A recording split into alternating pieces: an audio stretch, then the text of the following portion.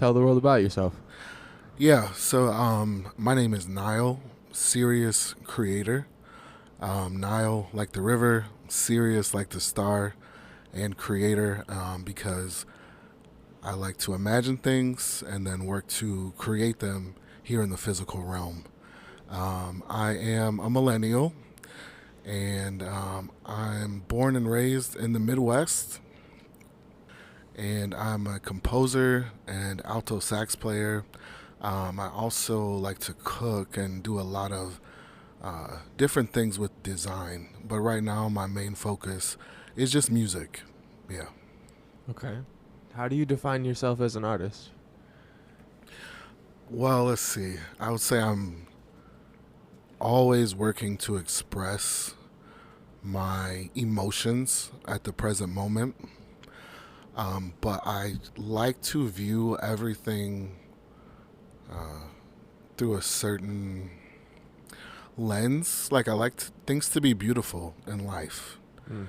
I always try to find the good in people or things, find a good reason why something is happening. So as an artist, I'm just trying to express my emotions in a beautiful way. And things change, people change, I change. We go through different phases. So I can't say that I will always be like this, Mm. but this is where I'm at right now. Okay. What are your first memories of music in your life and during your childhood? Yeah, so that's a fun question to answer actually. So I can remember I was very small. I was actually in preschool, and every day I would look forward to my mom picking me up from preschool because I knew we were gonna go home, and she was gonna make me oatmeal, and I knew she was gonna put the cartoons on. So number one, the cartoons had great music. That's back in the late '80s, early '90s, but the main reason was because I knew she was going to go in the kitchen and cook dinner for the family, and she was going to play the Anita Baker album. And, I'm so small, but I was really impressed by the music, the background music, the band. And I just remember every single song: Rapture of Love, You Give Me Joy. It was like candy for me. Like, even as a small child, I would rather have music than a piece of candy. That's how much I love music. So that's my earliest memory of music. And then during my childhood, music was just on every single day. That's one of the good memories I have from my childhood. My parents loved music, and they taught us about it. Like as a kid, I remember us having this big stereo in the family room, and a couple CDs really stand out to me. Um, I know we had like a 8 CD set of Motown classics, so we were listening to like Smokey Robinson, Temptations, The good stuff. Diana Ross, Jackson 5. I mean, I could go on and on and on. We listened to Parliament Funkadelic. Cannot forget that stuff. And as a kid, you laugh at it, but it's actually really good. Listen to a lot of Whitney Houston, Preacher's Wife. Oh my God, we listen to that all the time. Aretha Franklin, and I love Aretha Franklin, but she was always on. Otis Redding, the Gap Band, the Commodores, Eric Clapton, just a lot of funk, soul, and gospel too. Yeah, my mom would play a lot of gospel. That was my childhood with music. That's really interesting. And when did you start playing instruments and composing? Yeah, so that's another story. And it seems so long ago, but it's still very vivid in my mind. I can remember being about 6 or 7 years old, and my older sister, she was probably just starting middle school. And I remember she came home from school one day, and she was so excited. She had taken a piano class. And my older sister, she's like a mother hen. She's got a teacher inside of her. And we had a toy room, and we would go in there and we would tear it up. It was horrible what we would do in that toy room, but it was full of toys. And I'm so thankful we had it because we had a lot of good memories in there. but we had this very small piano, and it was vintage. It was even old for the time that we had it, but it looked like a real piano, and it had like real ivory keys. Okay. It was built like a real piano.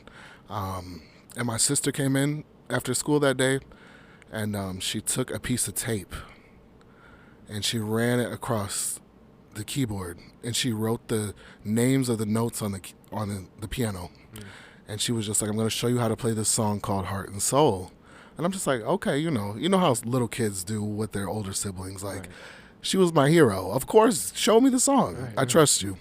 So she showed me really slowly how to play the left hand.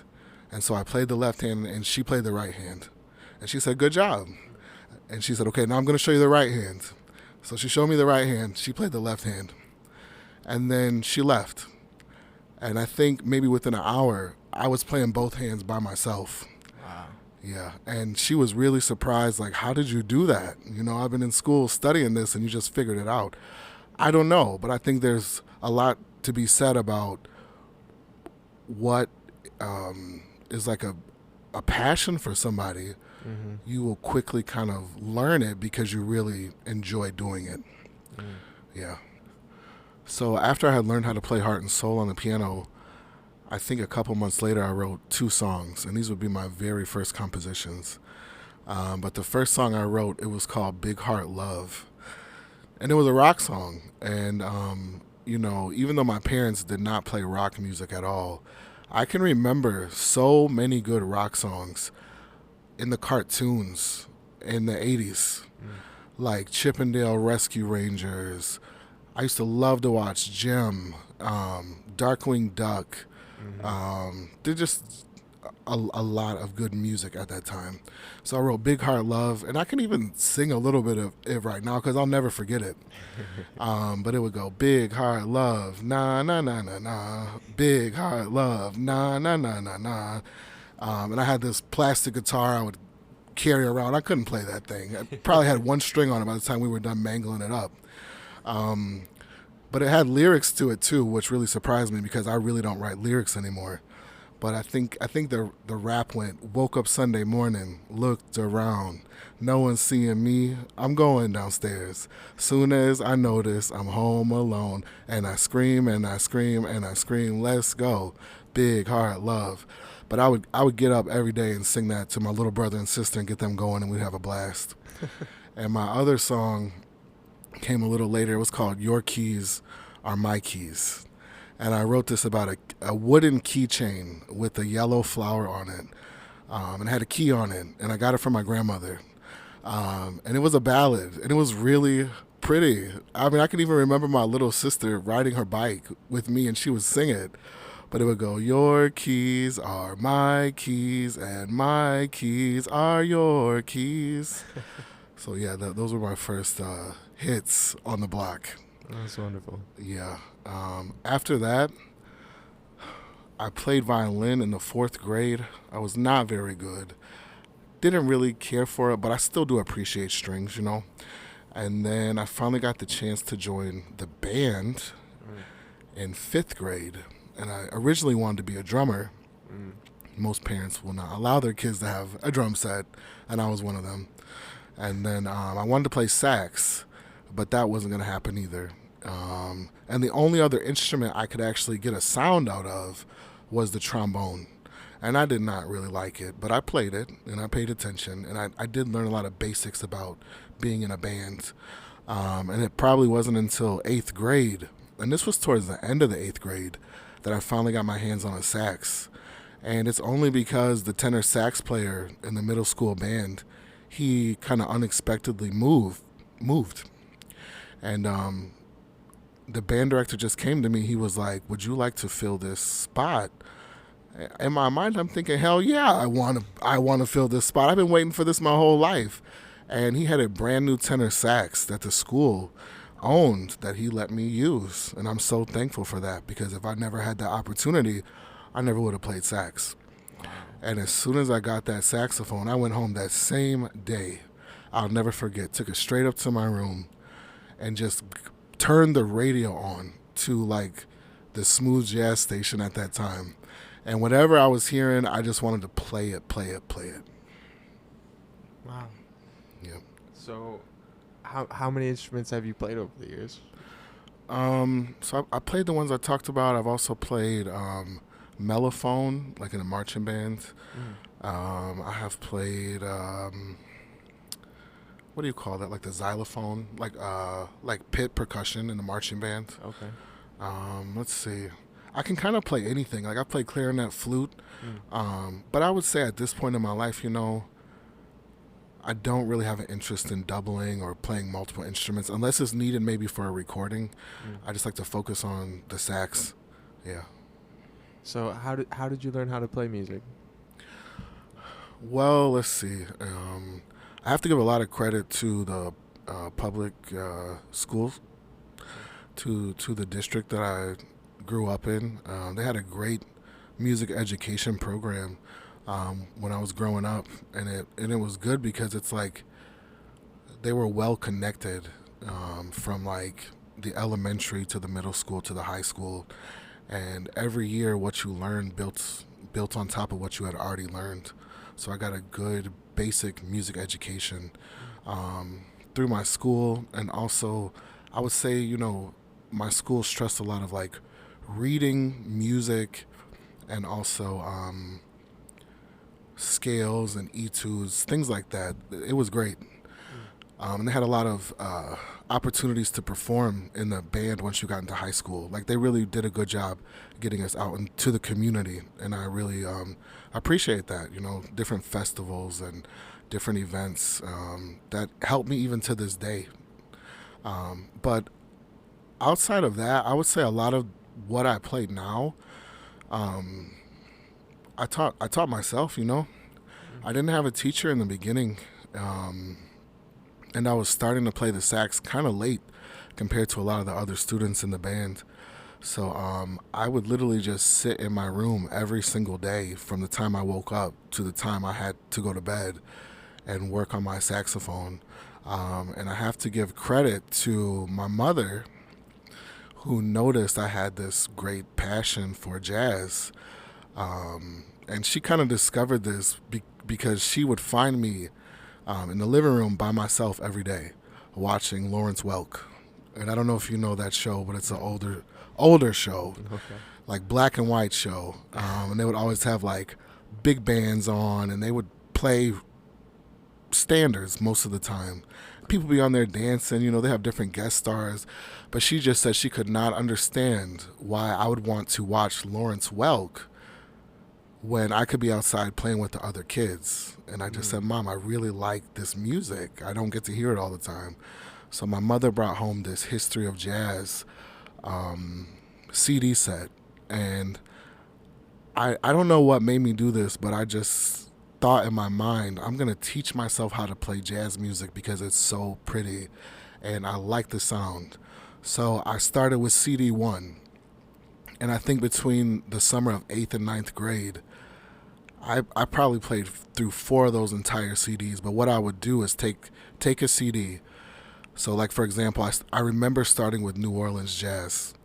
And I vividly remember a lot of the Louis Armstrong songs that I started playing. So, like, for example, there would be like, excuse me, like, Hello, Dolly.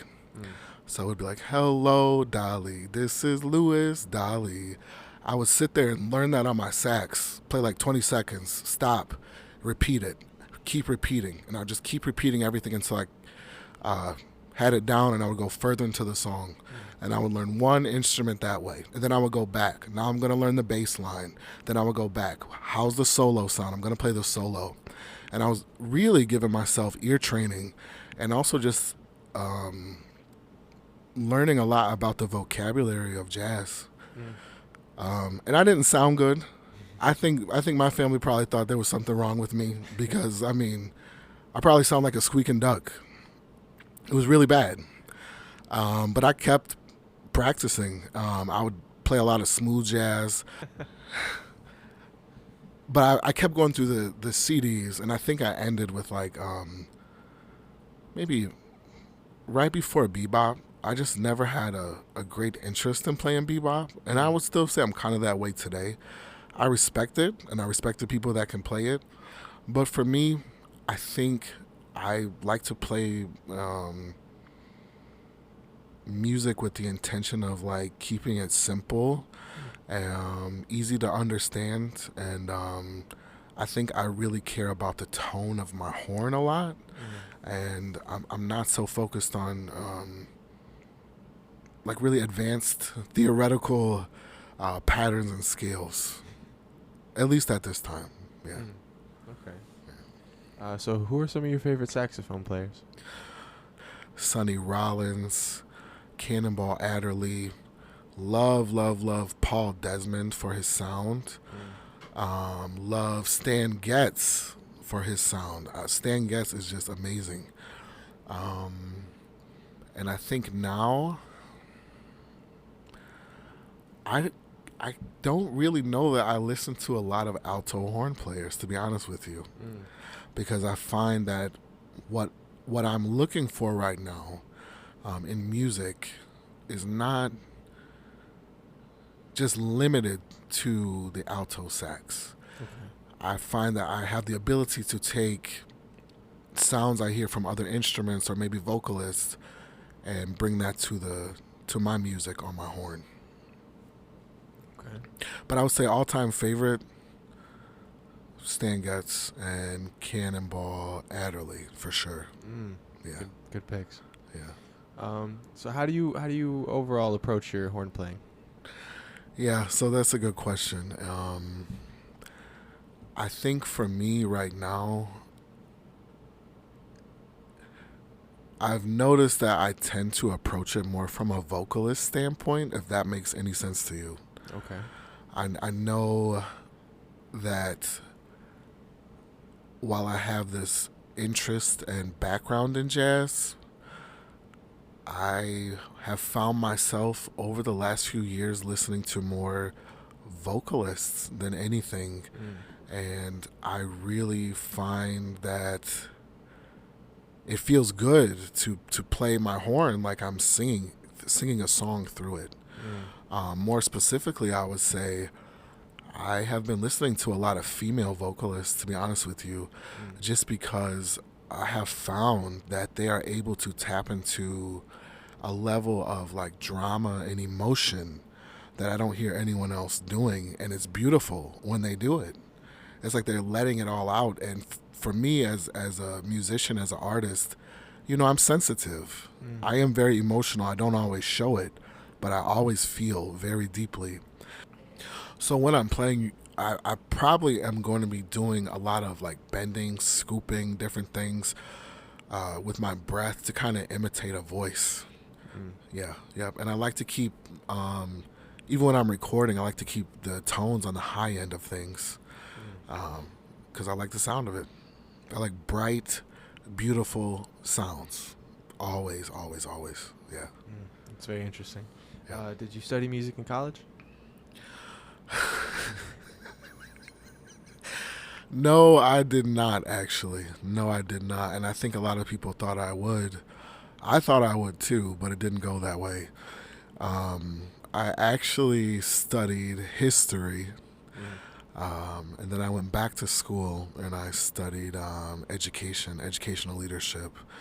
And I'm kind of happy I did, to be honest with you, just because when I came out of high school, I think I was really burnt out with music, just because I think when you're in high school and you have a talent, sometimes I think it can be exploited, or you can turn maybe into a small town like celebrity, and you feel all the pressure that maybe an adult would feel Mm. who's out there really turning heads in whatever you do. And I was so burnt out, and I just remember taking gen eds my first semester of college, and I ended up taking this African history class. And I don't even think I was supposed to be in that class, to be honest with you. I didn't even know what was going on. I'm a first generation college graduate. So I had a lot to learn. It was overwhelming, to be honest with you. But when I took that class, by like the second lecture, I was just hooked on history. I had learned so much about why the world is the way it is, and it helped me understand myself and other people, and I'm thankful I had the opportunity, because I think I ended up specializing in African American history, and that's something that I wish I had learned so much sooner, and I think it is very much needed out here today, Mm. not just for people of African descent, but everybody to just kind of understand the entire story of a people. In addition to everyone else's history, I think everybody should know everyone's history. It will make such a difference in what's going on out here in society today, and it would help people understand each other. Mm. And then I studied education for my master's, because I like to teach people things, and I think that when you're not learning, you kind of start to decline, and the world changes every day. So I think that for me, I try to learn something new every day, and I like to help people learn, because it's kind of like the gift that keeps on giving. And ultimately, you help people survive, you help make the world a better place. And that's what I'm all about. I want to see people do the best that they can Mm. and give them the tools to do that. Yeah. That's very interesting. Can you talk some about the equipment you use? Yeah. So I'm not sure what people at home who've listened to me play think I use, but I'm very basic when it comes to saxophone equipment.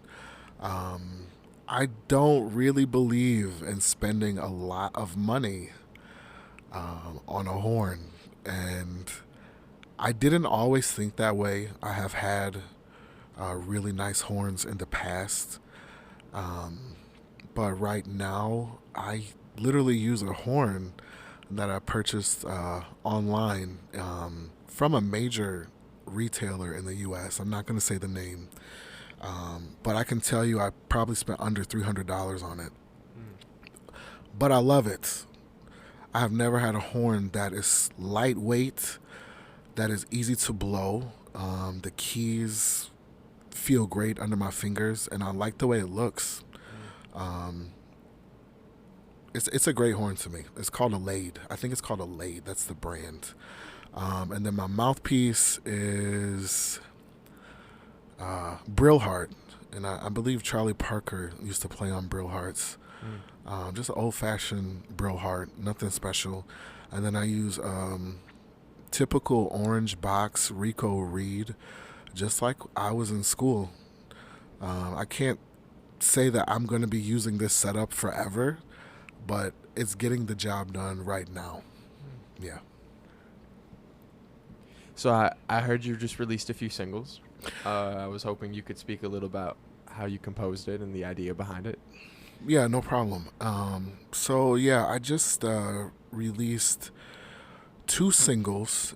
First one is called Cosmic Recalibration. And that's what I'm going to actually play for you right now, and I'm going to speak a little bit about it as it plays. But before I start it, I would just say that this song is about change. When you recalibrate something, you change it to create a new normal within the instrument, if you want to call whatever you're changing an instrument. And if you actually listen to the song, it starts and stops 3 times. Until it gets to the end, and it's kind of like, in the beginning it's full of suspense, and at the end it's just beautiful. And I think that's just kind of how life works. We have a series of changes we go through all the time. Even just like a decision, it's a change. That's why you have to think about it. And there's a whole process that goes into change. And for me, I like to think that every change can be beautiful, whether we realize it or not. So this is Cosmic Recalibration. I actually wrote this at the public library on their free community piano, and I never imagined I would have recorded it, but so many people kept coming by telling me how good it sounded, and I'm so thankful that I did. So this is Cosmic Recalibration, and I'm gonna just pause it a few times throughout the song, but I kind of want you to know what I'm thinking. But this literally just came from my soul. One day I was very depressed. I was going through a lot of changes in my life, and it just came out. There was no like thinking about the theory to it. I know that I only played the white keys, and there's a reason for that. We'll get into that a little later, but I wanted to keep it simple. So here's Cosmic Recalibration.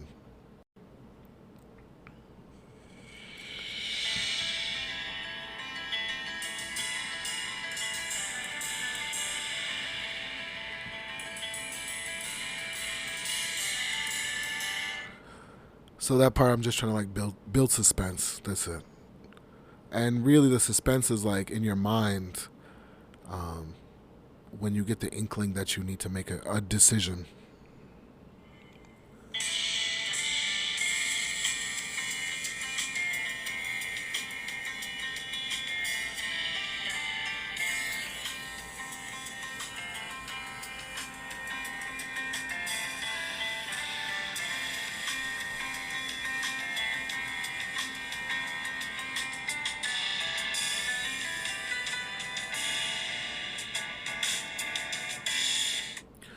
So yeah, what you just heard was like the drums, the bass, and really the idea for the drums and bass here is to like keep time, to be like a master clock, even like a master clock in your life.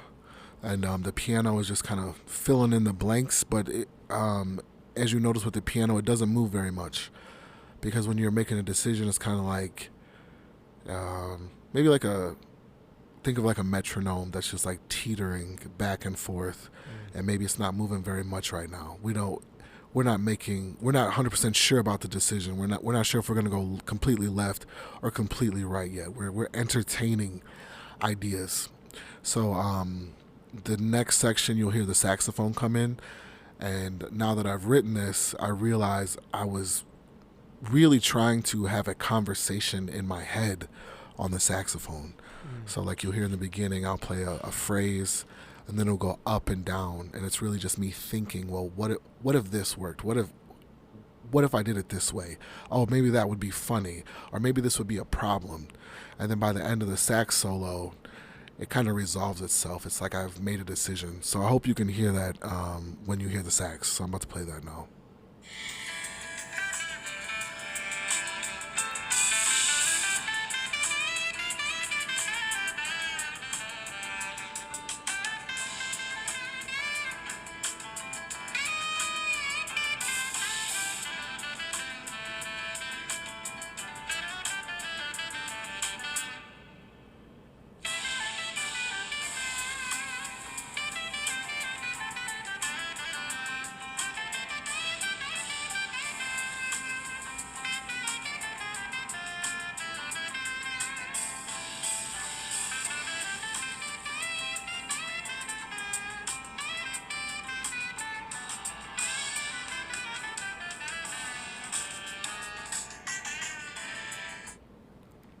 And one thing I wanted to add too is the song. I think twice in the song it stops, complete silence.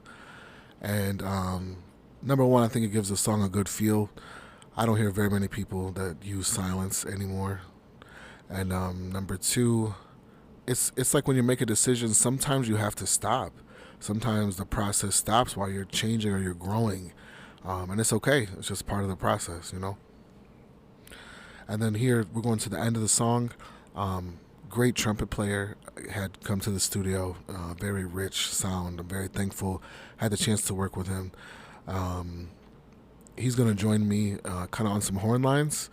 And in my mind, you know, I think it's like your upper body or your higher self joining your lower self. So really like your brain joining your feet, moving forward as you're making a change in your life, like a total body decision. It's not just in your head anymore. So I'll play that part, and then you'll hear the ending. It gets quiet, and then the last chord, it's supposed to be like a deep breath you take because you finished it. You know, you finally changed, and it's beautiful.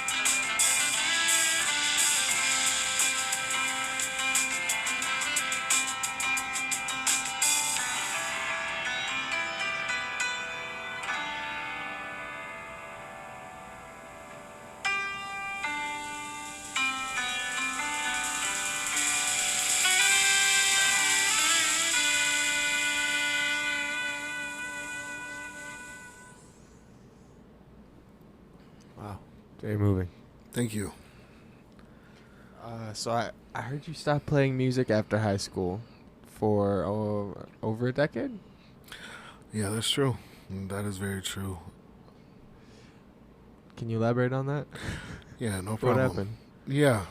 So like I said, I had stopped playing music.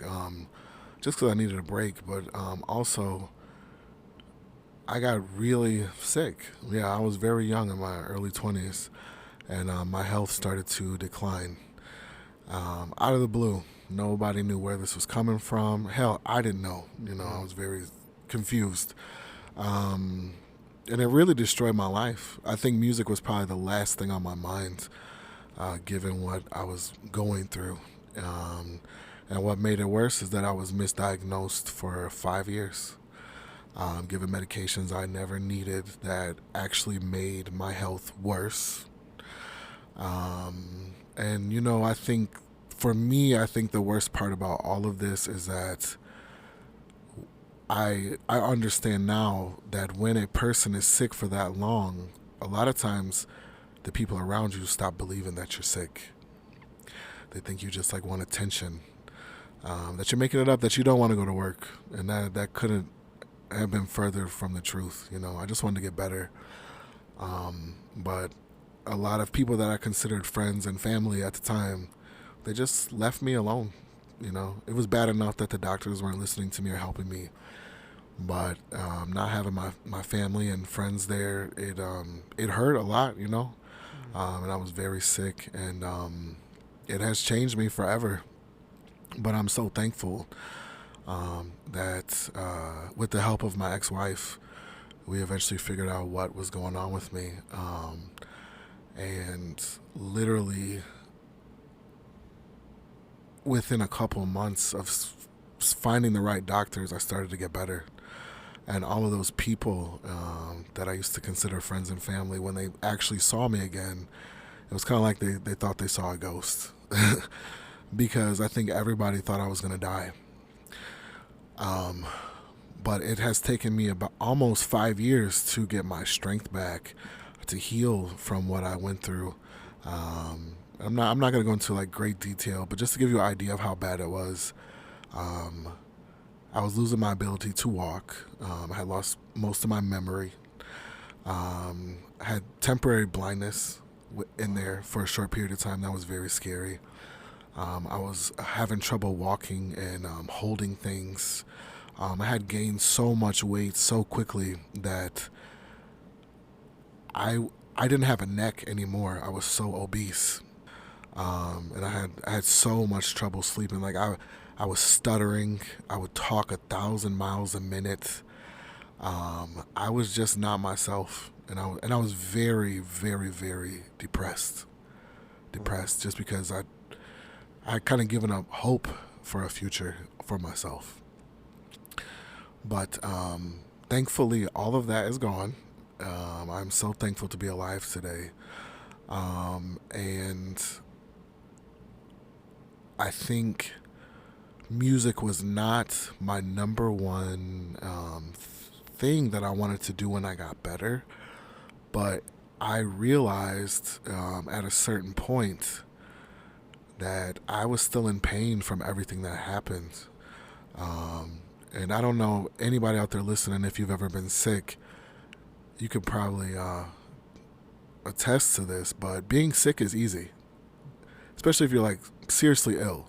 You literally get in this routine where you come home every day, you lay in the bed or on the couch, you turn the TV on or you get on the internet, and you just eat. You're going to be sad. You just plan to go to doctor's appointments, but you stop worrying about going outside. You stop worrying about going to social events. So you stop worrying about your clothes. You don't worry about your hair. You just kind of worry about surviving. And you try to entertain yourself in the meantime. But when I got better, I think it was so hard to just get acclimated to society again. And I struggled. I struggled because the world changes.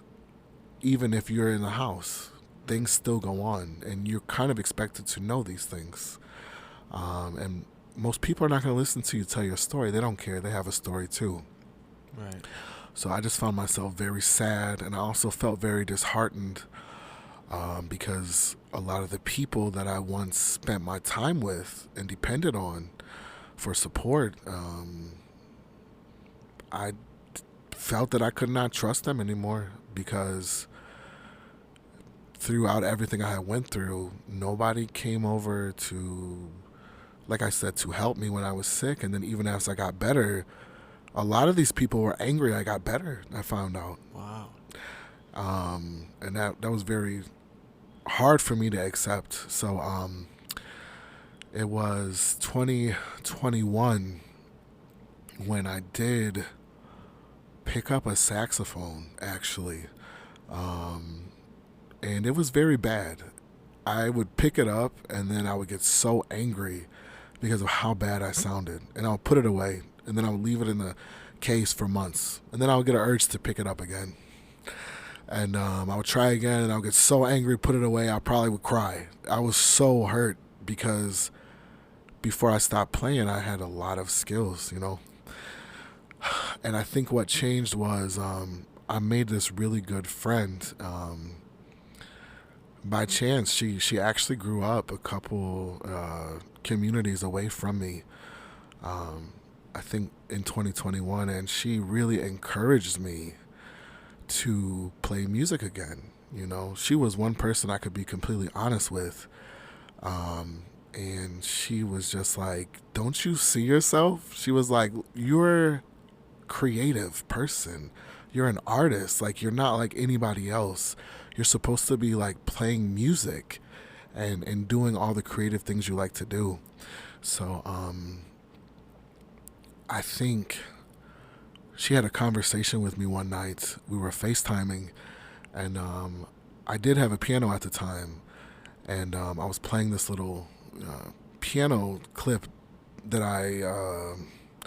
this little piano composition I've been playing for years.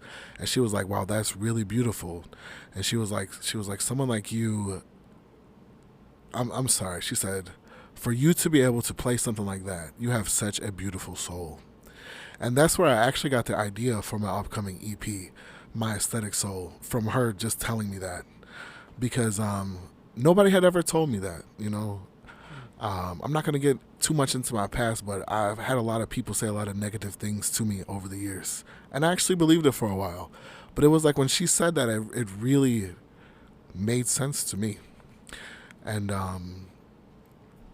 I think the next year, 2022, I started taking the piano a little more seriously. I would go to the library every day and start playing piano. I started getting a lot of attention from people walking by, and it just made me think like maybe I should play sax again, because again I still was a little depressed at the beginning of 2022. And so in May of 2022 I spent $50 at the local music store, and it was just like being a kid again, going to the music store to pick out a horn. And I just said I'm going to at least try to play music again. And I went to the park to practice. And the first day I went to the park, I took a Bluetooth speaker and I was playing like jazz backing tracks. And I just said in my mind, you know what, I'm just going to play the very first songs I learned how to play when I was a kid. And the first song I played, I think, was like Young and Foolish, old jazz standard. Then I think I played When I Fall in Love. And then the third song I played was Misty. And mind you, my eyes were closed the entire time I was playing these songs because I was just really trying to focus on playing the right notes. But there must have been something about that song, because when I opened my eyes up, so many people had come by my case and put quite a bit of money in my case. And I was really, really confused. I couldn't understand why people were giving me money when I didn't think I sounded good at all. But I kept going back to that park every single day. And little by little, my skills were coming back. And people started coming up to talk to me. And I think that probably was one of the most healing parts of that experience, was just like all the friendly people that just came and were so kind to me, and that did listen to my story, and that did let me know that they support me, and the people that were just requesting songs. And then I think it was good for me to see people enjoying the music. Like, I saw so many people hug or kiss or dance or take footage of the park, and I was healing. I was healing as I was playing every single day at the park, and I knew that my skills were really getting good when I would start drawing a large crowd in the evenings with no announcement. I literally would go out there and there would be nobody in that area of the park. And I would just sit on the bench. And by the time I finished, I would have at least 30 people around me every night just cheer me on. I mean, I really knew I had it when I had a woman come fan me off at the end of the night, because I really tore this jazz song up. So Wow. Which song? it was Bewitched. That old song, Bewitched, Bothered and Bewildered. So pretty, so pretty. And that's all I really focused on, was playing like melody and just trying to play songs that I enjoyed.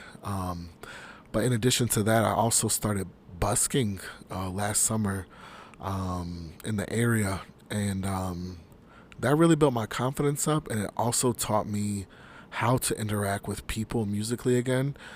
I think you got to have kind of thick skin to go out in the streets, to be honest with you, especially in today's day and age, because it's like having a live action comment section in your face. So if you're very reactive, I don't suggest it at all. But I would literally go to farmers markets. That was a good experience. And I would sneak into different festivals, actually. I mean, there would be thousands of people at these places on the weekends. And I would have to have a plan. I'd have to have my music lined up. I would make sure I looked nice. My horn would be ready to go before I got there, so I didn't have to set up. And then I would just set up my case with my little sign. And then I would just push play on the music, and I would just start in on the songs. And I even had a festival that could have went really bad, but because the people in charge of it saw that the people were in the street dancing, line dancing to the song, they said, okay, we're going to let you play. But I had a great time busking. And actually, when the summer came to an end, I just said, this has been like the time of my life. And before anything else could go wrong in my life, I wanted to record an album. I just said, I may not be as good as I think I should be.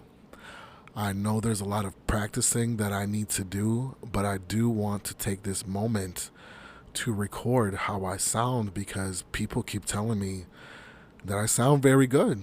And I just know tomorrow is not always promised. You know, you never know what could happen. So I started recording in October of 2022. Well, we're happy to have you back. Thank you. Thank you so much. So you wanted to play another song?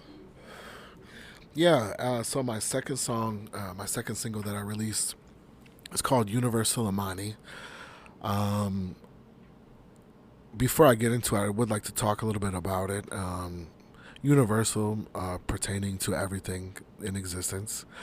And Amani is a Swahili word for the word peace. And I have always liked the word Amani. I think it is such a beautiful way to say peace. So I named the song Universal Amani just because I think everything in the universe deserves to have peace. I can't say I've had very much in my life, but it is a goal for me. And I would like everyone else to have it as well. I think it's a great thing. But this is a song I actually composed when I was 18, before I stopped playing music. And that's kind of where I was when I stopped playing music. I was tired of playing other people's stuff. That should have been a sign that I was going to be a composer one day. And I wrote this song, and it's actually, I think I wrote this with the intention of it being a smooth jazz song. at the time, and I'm surprised I still had the original notations of this song. I had put it in this music box, and after all these years, I couldn't believe I still had that one book, and this composition was stuck in between the pages. And when I found it, I said, I got to record this. But it wasn't actually finished. It was just partially done. So I finished it this year. And probably a couple of days before I went to the studio, I said, I don't want this to sound like smooth jazz. I want this to be something special for me. This is my moment, you know? And this is like paying homage to myself. I wrote this so long ago. So I had this idea in my mind. I said, at that time, I used to love to listen to like emo, like pop punk, alternative rock. Like I was a big fan of Paramore. Hell, I still am. I still love Paramore. Fall Out Boy.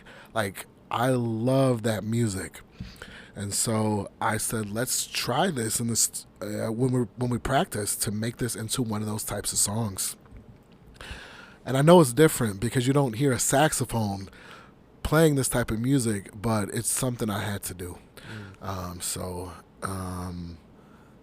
can't explain the theory. I tend to do a lot of stuff by ear, even when I play the piano. But it is definitely a rock song, and it's definitely different.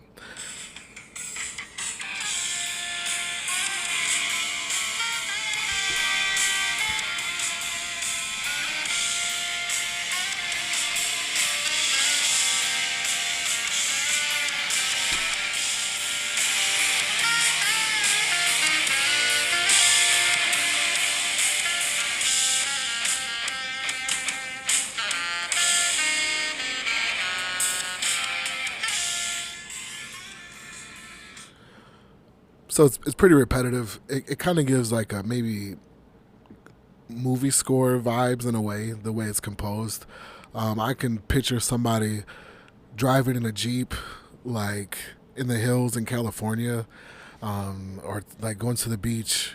It's just like a feel-good, fun song. And I'm going to play like the solo section as well. Got a chance to work with some great musicians when we laid this song down, especially the guitar player. I'm so thankful he was willing to solo on this because I really like what we came up with. But for the solo section, just took the A section of the song and just kind of changed the style, just to cool things down a bit. It's coming up.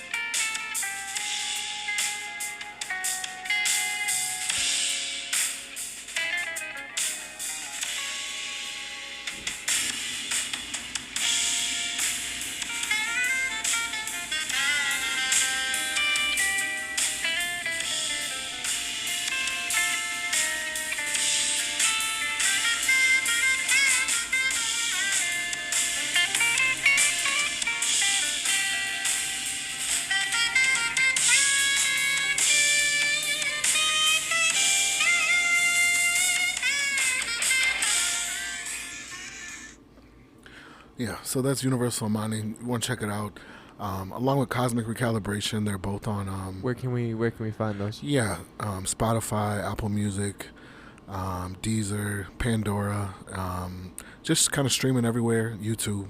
Okay. My website, you can purchase it. That's www.nilesiriuscreator.com. Love to have you visit. Wonderful. Yeah, run the traffic up a little bit. Really appreciate it. So, what are your favorite genres of music slash a couple artists from those genres? Yeah, so of course I like jazz, rap, a lot of soul music, soundtracks. Um, let's see, blues, hip hop, pop, and definitely R&B. Um, if I had to go back like with the R&B, my very favorite R&B is like 90s R&B. Mm. Um, I know like even when I'm very old, if I have to go to a nursing home, I will ask them to play 90s R&B, like Kelly Price, Mm. Soul of a Woman album. It's like gold in my mind. Like every single day I could listen to that album. I love to hear her voice and how she just expresses so much emotion in every note that she's singing. Let's see, Escape, Your Eyes, favorite, one of my very favorite songs. You're My Little Secret, Tevin Campbell, Can We Talk, Brownstone, Moke and Steph. Who else was out at that time? Lauryn Hill. I love Lauryn Hill. Mm. D'Angelo. Classics. Erykah Badu, what she was putting out in the 90s. Okay. I love Erykah Badu. Brandy, Tamia, Queen Latifah, Mary J. Blige. Mm. Something about Mary, I love Mary. You know, even when she sings the saddest songs, I sometimes I want to cry with her. You know, it's like I like music that I feel like I'm in that moment Mm. with the singer. SWV, Mariah Carey, TLC, Mint Condition.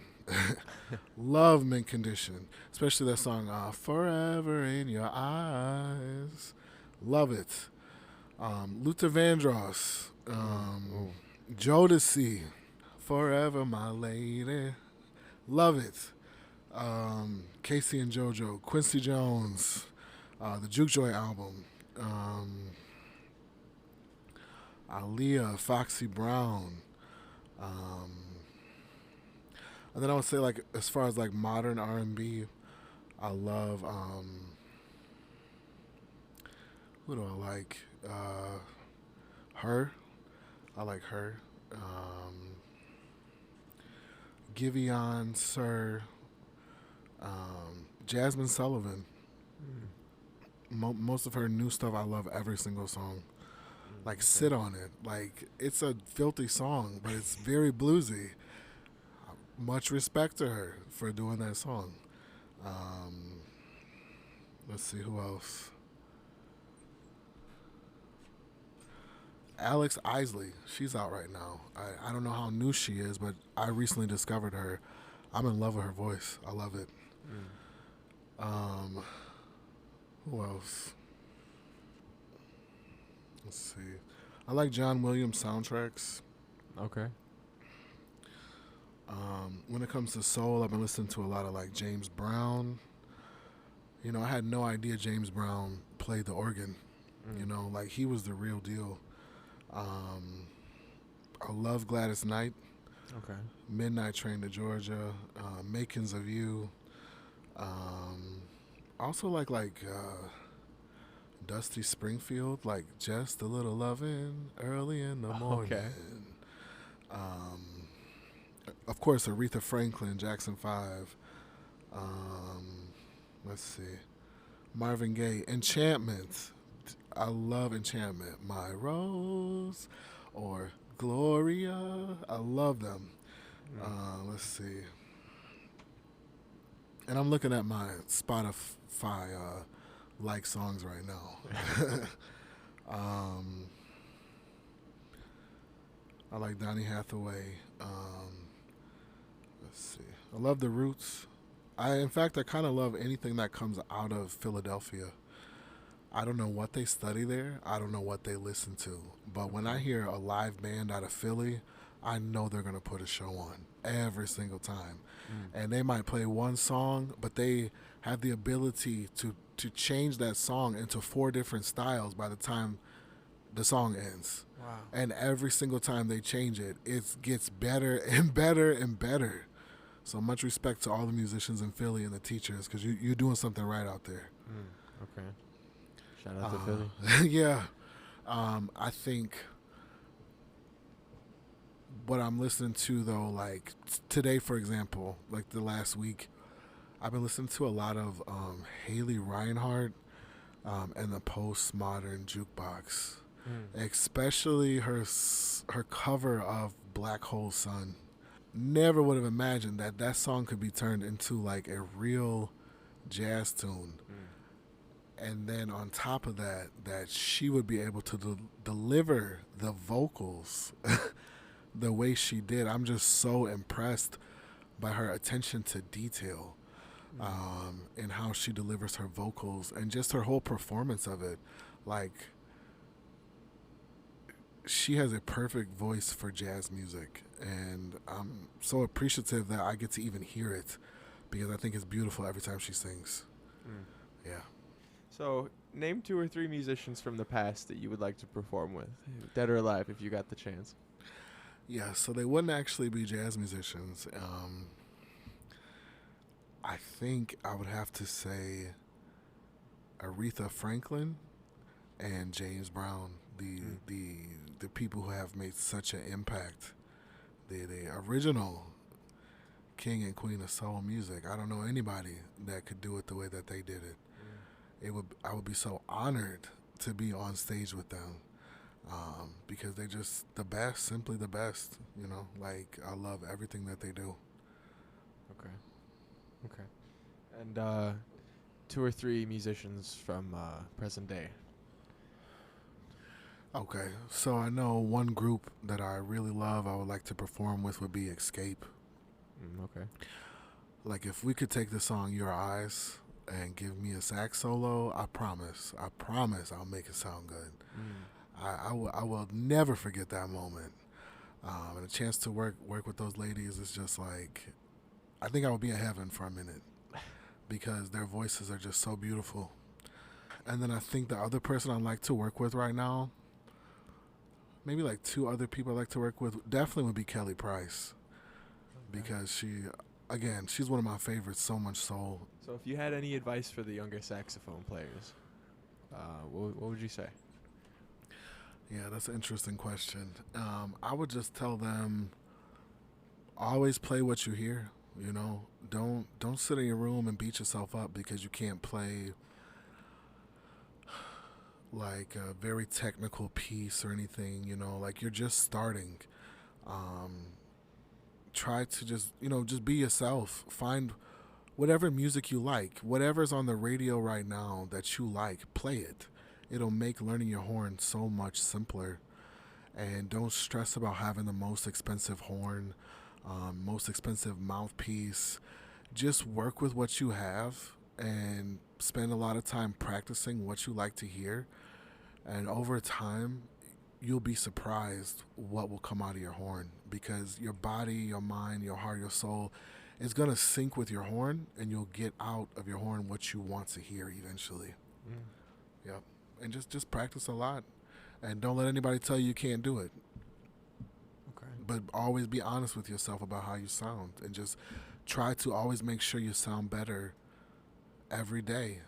Challenge yourself to do something a little different the next day. That's all you can do. And don't compare yourself to anybody else, because we all hear musically different. That's what's beautiful about it. You have the opportunity to create what you want on your horn. Okay. That's really good advice. I also read on your webpage that you're passionate about a few other topics. You care to elaborate? Yeah, sure. So I think on my website, I'm talking about mental health, holistic health, human rights, and education. And those 4 topics are very passionate for me. I mean, I could sit here all day and preach about these topics, but just to go a little more in depth, and one of my goals coming into 2023, now that I've just kind of got some music out, is to really start to dedicate my life to these causes, these topics that I'm so passionate about. But I think mental health, especially, is such a huge thing in this country right now. You know, we might sit and watch YouTube videos or the news, and you see somebody doing something that we would consider kind of foolish, or even something dangerous, you know. And it's so easy to point the finger at this person and say, well, you shouldn't have done this. But in my mind, you know, I feel really bad for these people and us as well. Because as a country, it seems like we're falling apart. You know, to me, it seems like we're losing our minds, and people are struggling. And you know, to me, a mind is nothing more than a supercomputer, really, and it's full of files. You know, the files are made up of your memories, your experiences, and sometimes the computer can get viruses in it. Sometimes the files can get corrupt. Sometimes the computer needs to be cleaned. And I think that there are people out there who are willing and able to help people who are struggling with their mental health. And it's okay. You know, I want to help erase the stigma around mental health. Okay. When it comes to holistic health, I think that that's another topic that makes me sad, because I think there's so many natural ways to handle different ailments or diseases people have in this country that I don't think are tapped into enough, that are so much less harsh on the body. And I think a lot of people out here, even people with mental health problems, to me, the root of a lot of it is just like poor nutrition. And we have the power and the knowledge to teach people, especially children, how to eat healthy, and we can offer them healthy options, you know. And I'm thankful that I've had the opportunity to change my eating habits over the years, because you're taught. I'm someone, you know, when I was younger, I didn't want vegetables. You know, I barely drink water. You know, so I don't judge anybody. But I'm thankful that I took the time to kind of re-educate myself about food, and to really learn what it does in your body. And I'm thankful that I know what it's like to feel healthy, you know, and not full of foods that contain like chemicals that we don't need. So I just think if people don't eat right, or if they don't use herbs, they probably don't feel the best. And I just want everyone to feel good. So I'm also very passionate about human rights, and I personally cannot stand to see people get mistreated at all. I hate it, actually. And I think there's a lot to be said in this country about people's right to like food, clothing, and shelter, regardless of what's going on in their life and the difference that can make in their life, and the difference it can make in society as a whole. You know, if people have at least those three things, they're usually okay to a certain extent. And I think it can contribute to a better quality of life for everybody, when we're all taken care of. And also just like people's bodies, you know, I feel like it seems like people's bodies are under attack in this country. People should have a right to make their own choices about medical procedures and things like that. It's their life, you know. And I could go on and on about that topic, but I think last thing I was talking about was education. I'm very passionate about education. I'm very concerned in this country how we send our kids off to school, you know, to start kindergarten, and they're so happy. They are so excited to go to school. And I've seen this firsthand. By the time they graduate and enter higher education, they seem so confused. So a lot of them are depressed. A lot of them are so stressed out. And they're not really sure who they are or what they should do or how to do it. And they can tell you how to read and how to write, and they can do multiplication, division. They know who Shakespeare is. They know how to use a computer. They know how to type, but they don't know who they are, and they don't know how to function in society. I think that we are failing our children, who are the future generation, who will take care of us, one day as we age. And I also think that there are problems with the system and the value we place on teachers. Can you imagine sitting in a classroom full of 30 children all day and you don't get paid anything, and you don't even have the freedom to teach facts sometimes that can help change society and help change the minds of the future generations? Can you imagine that? We're living it. I think that we could benefit from reforming our education system.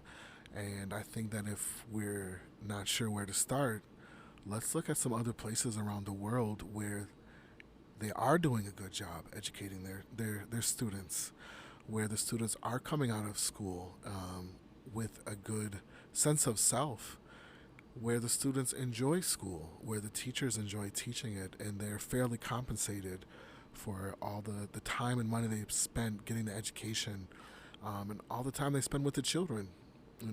I think we can do better. Yeah. Couldn't agree more. Now, I know you've been busy in the studio lately, and you put out a couple of singles. Can you tell me more about your upcoming project? Yeah, sure. So I am so happy to finally drop my first EP. It's like an album. It's called My Aesthetic Soul. You can look out for it on March 3rd of this year. So it'll be 3/3/23. And basically it's 4 different songs in different styles. And I wrote these songs. They are all original compositions. They are all jazz influenced songs. But I wrote this album with the intent of kind of paying homage to American styles of music that I have always enjoyed and appreciated. So like Cosmic Recalibration is on this EP. It's kind of like a R&B, jazz type song, as you could hear. Universal Amani, that's like your emo rock song. And then I have 2 more songs. The 3rd song on the EP is going to be called Imagination Station.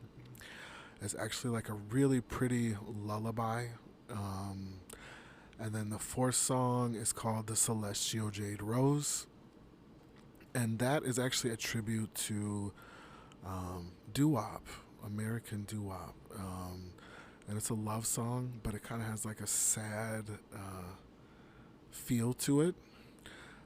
It's personal, so I'm not going to get into it right now. But also in between almost every song, I have these little like interludes and skits. It's really creative. And you can actually look forward to hearing my album notes. I did something a little different. So, yeah, it's coming out soon, March 3rd. And I hope you enjoy it. I've had a blast working on it. And I'm so thankful that I had a chance to work with a great recording engineer. And so many great musicians. I couldn't have done it without them. They really brought their A game, and I'm just thankful that we were able to achieve what we did, because we did it in about 4 months. Wow. Yeah, and I had no idea what I was getting myself into, to be honest with you. I will never forget when I first walked into that recording studio and I talked to Dan, the recording engineer, and he said, "How many songs you want to record?" I said, "I want to record 6. And Dan said, are you sure you want to record 6? I said, yeah, I want to do 6 songs. And he said, "Is this your first time coming in here?" I said, yeah. He said, have you ever recorded before? I said, no, not my own stuff. He said, okay, well, I don't think you're going to get 6 songs. He said, it's going to take a long time. And in my mind, I'm thinking, well, when I play a song, it takes 3 minutes. I'm thinking we can knock 6 songs out in about 4 hours or a whole day. I was very, very wrong. I was so wrong. Because a couple of times we had to re-record the entire song because it was off. But I would definitely say I learned a lot with this first project, and I know how long it takes now to record a song. And I'm thankful that Dan was there because he was very patient, professional with me, and he kind of explained to me how recording works. So I kind of have a full understanding of the entire process now, and I'm thankful. Yeah. That's great. We can't wait to hear the new project. Thank you. But so what's next for Nile Sirius Creator? Yeah, so that's a good question. Definitely going to be working to promote my album. Want to start doing more performances, different venues. And I'll be sure to post this on my website, NileSiriusCreator.com, as soon as I have them lined up. But just really want to get out there, start showing my face more. And I would also like to start working on some other creative projects as well. But really just promote my album and just really get to know my fans, get some feedback. And I'm also planning to record a couple songs to release this summer, and also looking towards the end of the year, maybe a Christmas tune or two to come out. Yeah. Okay. Well, it's been great getting to know you. Do you have anything else for the listeners at home? Yeah. I would just always say, please stay hydrated. Take care of yourself, be kind to yourself. Please try to find a way to be kind to your neighbors. Please always try to put fires out. Don't add fuel to the fire, please. Think before you speak. And if you ever feel lost, just look up, just look up to the heavens. Right. Thank you. Be blessed.